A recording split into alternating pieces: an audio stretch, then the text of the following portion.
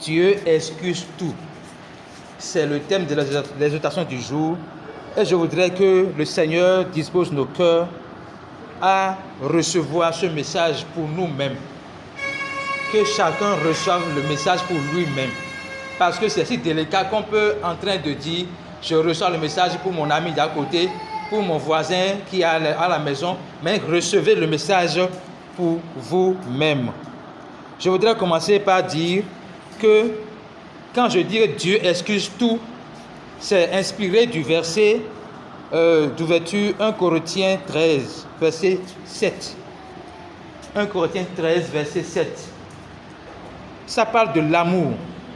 L'amour excuse tout. L'amour croit tout. L'amour espère tout. L'amour supporte tout. Et nous allons voir dans 1 Jean 4, versets 8 et 16, la nature de Dieu. La nature de Dieu. La nature de Dieu. On va voir que Dieu est amour. 1 Jean 4, verset 8, Dieu est amour. 1 Jean 4, verset 16, Dieu est amour. Donc la nature de Dieu, c'est amour. Et au moment où Paul décrivait le caractère de Dieu en disant l'amour excuse tout, il est en train de dire Dieu excuse tout. Maintenant, si Dieu excuse tout et que Dieu vit aujourd'hui en nous, ça veut dire que nous sommes aussi appelés à excuser tout. Nous sommes aussi appelés à tout excuser. Et nous allons voir sur quelle base Dieu nous a sauvés. Sur quelle base il nous a sauvés. On va lire Jean 3, verset 16. Jean 3, verset 16.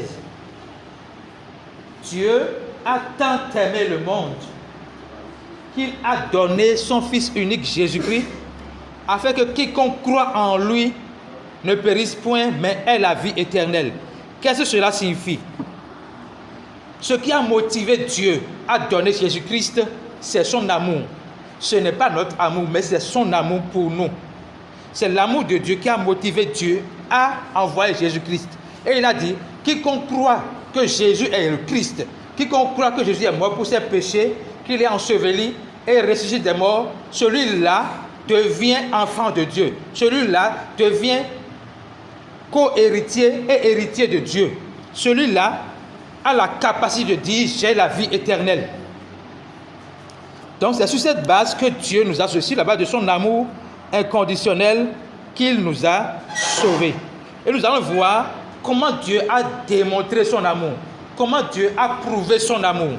On va lire cela dans Romains 5, versets 8 et 9. Romains 5, versets 8 et 9. Mais Dieu prouve son amour envers nous, en ce que lorsque nous étions encore des pécheurs, Christ est mort pour nous. Donc Dieu prouve son amour envers nous, en ce que lorsque nous étions encore des pécheurs, Christ est mort pour nous. J'ai l'habitude de demander, est-ce qu'un papa peut donner sa tête à couper pour son enfant voleur? Ce n'est pas possible. Est-ce que ce papa peut donner sa tête à couper pour son enfant voleur? Ce n'est pas possible. Mais Jésus-Christ, sachant bien qu'on est pécheur, a accepté de mourir à la croix pour nous afin que nous soyons justifiés. Et le verset suivant explique la chose. Verset 9. Oui. Maintenant que nous sommes justifiés par ce sang, serons-nous sauvés par lui de la colère? Donc, maintenant que nous sommes justifiés par son sang, c'est-à-dire par sa mort pour nos péchés, sa résurrection, nous serons sauvés par lui de la colère. Ici, la colère a pour synonyme jugement. Nous serons sauvés du jugement. Maintenant, et suivez bien, vous allez comprendre pourquoi nous sommes appelés à démontrer le caractère de Dieu tout de suite. Nous allons lire un autre verset pour voir sur quelle base Dieu nous a réconciliés avec lui. Oui, Dieu nous a aimés, il a démontré son amour pour nous. Mais comment il nous a réconciliés avec lui? On va lire 2 Corinthiens 5, verset 19. 2 Corinthiens 5, verset 19. Car Dieu était en Christ, réconciliant le monde avec lui-même, en n'imputant point aux hommes leurs péchés. car Dieu était en Christ, réconciliant le monde avec lui-même, n'imputant point aux hommes leurs offenses, il a mis en nous la parole de réconciliation. Donc la base sur laquelle Dieu nous a réconciliés, c'est qu'il n'impute point aux hommes leurs offenses. C'est comme si Dieu a mis un scanner de pardon devant nous, de manière à ce que même si nous commettons une faute, il ne nous impute pas la faute. Dieu ne nous impute pas la faute. Et cette action de Dieu est prophétisée par le prophète Ésaïe. Nous allons lire Ésaïe 43, verset 25. Est-ce que vous suivez? Alléluia. Ésaïe 43, verset 25. C'est moi qui efface les transgressions pour l'amour de moi. C'est moi qui efface les transgressions pour l'amour de moi. Suivez bien, il a dit pour l'amour de moi. Il n'a pas dit pour l'amour de toi. Par quoi mon amour, j'efface les transgressions. La suite, je ne me souviendrai plus de leurs péchés. Je vous en prie, suivez. Et je dis suivez pour vous. Ne suivez pas pour votre voisin. Il dit, pour l'amour de moi, j'efface les transgressions. Et il ajoute, je ne me souviendrai plus de tes péchés. On va lire pour conclure cette partie sur comment Dieu nous a réconciliés avec lui. On va lire Romains 4, versets 7 et 8. Romains 4, versets 7 et 8. Oh, Jesus.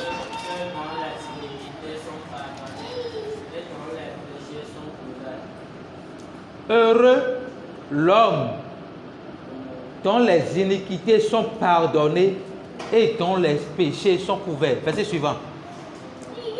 Heureux l'homme à qui le Seigneur n'impute point son péché. Donc, la base sur laquelle Dieu n'impute pas nos péchés, c'est qu'il nous a réconciliés avec lui. Et pour que cette réconciliation demeure éternelle, parce que Dieu donne tout ce qu'il donne, c'est éternel. Pour que cette réconciliation demeure éternelle, il ne nous impute pas nos péchés. Il ne s'agit pas que nous allons commettre des péchés, mais Dieu, par rapport à sa nature qui est aimée, sa nature qui excuse tout, il ne nous impute pas le péché parce que lui, il a pour nature de tout excuser. Maintenant, c'est la partie la plus importante de l'exhortation. Comment pratiquer le caractère de Dieu? Et à ce niveau, je voudrais encore vous exhorter à suivre, non pas pour le voisin, mais pour vous. Et je suis concerné. Donc ne pensez pas que ce que je partage avec vous, moi je ne suis pas concerné. Je suis concerné aussi. Alors, première chose, ne pas mépriser la bonté de Dieu. On va lire Romains 2, verset 4. Donc pour pratiquer le caractère de Dieu sur son âme, le fait qu'il est amour et qu'il excuse tout, il ne faut pas mépriser la bonté de Dieu à notre égard. Romains 2, verset 4. Ou méprises-tu les richesses de sa bonté, les richesses de sa bonté, de sa patience, de sa longanimité, ne reconnaissant pas que la bonté de Dieu te pousse à la repentance. Donc, pour pratiquer l'amour de Dieu, la bonté de Dieu, nous devons tout faire pour ne pas mépriser sa bonté à notre égard. Il a dit, il nous a tutoyés. C'est à quoi il parle à chacun. Il dit, où méprises-tu les richesses de sa bonté, de sa patience, de sa longanimité, ne reconnaissant pas que la bonté de Dieu te pousse à la repentance? Donc, qu'est-ce que Dieu nous exhorte ici? Première chose, il ne faut pas qu'on méprise sa bonté, sa patience et sa longanimité. Longanimité veut dire tolérance, indulgence. Donc, ne méprisons pas la bonté de Dieu à notre égard, la patience de Dieu à notre égard, et la longanimité qui veut dire indulgence et tolérance de Dieu à notre égard. Pourquoi il le dit? Reconnaissez que c'est la bonté de Dieu qui nous pousse à la repentance. C'est une clé qu'il nous donne pour que nous puissions manifester cette bonté. Je vous explique. Quelqu'un t'a offensé. Logiquement, tu attends qu'il dise « excuse-moi ». Et la personne dit « ne te dis pas « excuse-moi ». Au contraire, il te dresse un mur pour que tu n'aies pas à lui demander de s'excuser. Donc, tu vas te sentir frustré dans la chair. Parce que tu vas dire, mais quand même, c'est quand même normal, il veut te me piétiner. La moitié, c'est qu'elle s'excuse. Mais qu'est-ce que tu exposes? Qu'est-ce que le fait que l'autre ne s'est pas excusé te fait exposer?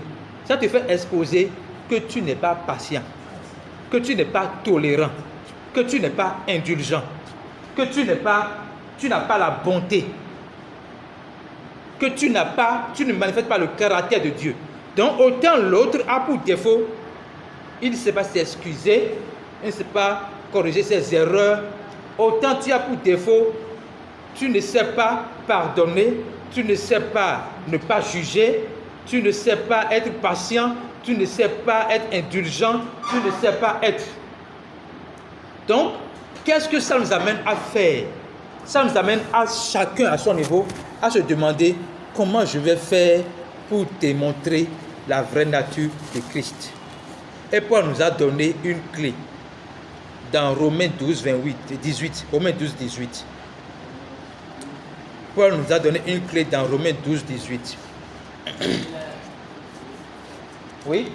S'il est possible, autant que cela dépend de vous, soyez en paix avec tous les hommes. S'il est possible, autant que cela dépende de vous, soyez en paix avec tous les hommes.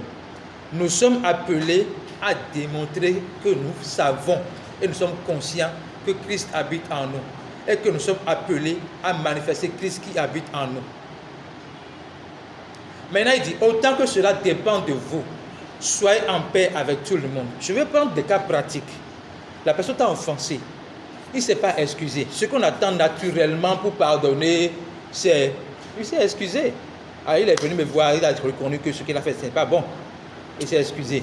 Mais dans les pires des cas, où nous devons démontrer l'amour de Dieu, la miséricorde de Dieu, c'est que la personne ne s'excuse pas. La personne se fout même si tu as offensé. À ce niveau, la parole dit, autant que cela dépend de vous, soyez en paix avec cette personne. Donc, comment vous allez démontrer, comment vous allez être en paix avec cette personne? Première chose, c'est chérir la bonté de Dieu à votre égard. Parce que vous-même, vous n'êtes pas parfait. Donc, si vous n'êtes pas parfait, vous devez apprécier la bonté de Dieu à votre égard qui n'impute pas vos péchés, qui ne se souvient plus de vos fautes. Hein? Il y a 2 jours, tu m'as fait ci. 1 mois, tu m'as fait ci. Aujourd'hui encore, non, c'est trop, c'est trop. Non, Dieu ne se souvient plus de nos fautes. Donc, dans nos rapports avec les gens, la clé pour être en paix avec eux, c'est de ne plus nous souvenir de leurs fautes. Le fait de lui rappeler à l'instant, parce qu'il a commis une erreur maintenant, la faute d'il y a 1 an, 2 ans, 10 ans, c'est que tu ne lui as jamais pardonné cela. Tu ne l'as jamais excusé.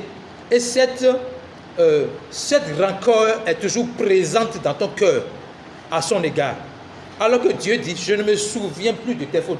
Lorsqu'il va arriver dans une conversation, on va vouloir se défendre pour avoir raison. Ah, moi, je pense que tu as fait ci, tu as fait ci. Il dit, ok, dis-moi ce que j'ai fait. Appelle-moi ce que j'ai fait.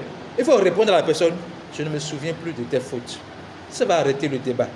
Je ne me souviens plus. C'est vrai, je ne me souviens plus. Parce que le fait de te souvenir, ça ne va rien arranger. C'est ta bonté qui va transformer le cœur de la personne. Donc, je voudrais conclure avec cette exhortation de Jacques. Jacques 1, verset 5. Jacques 1, verset 5. Jacques 1, verset 5.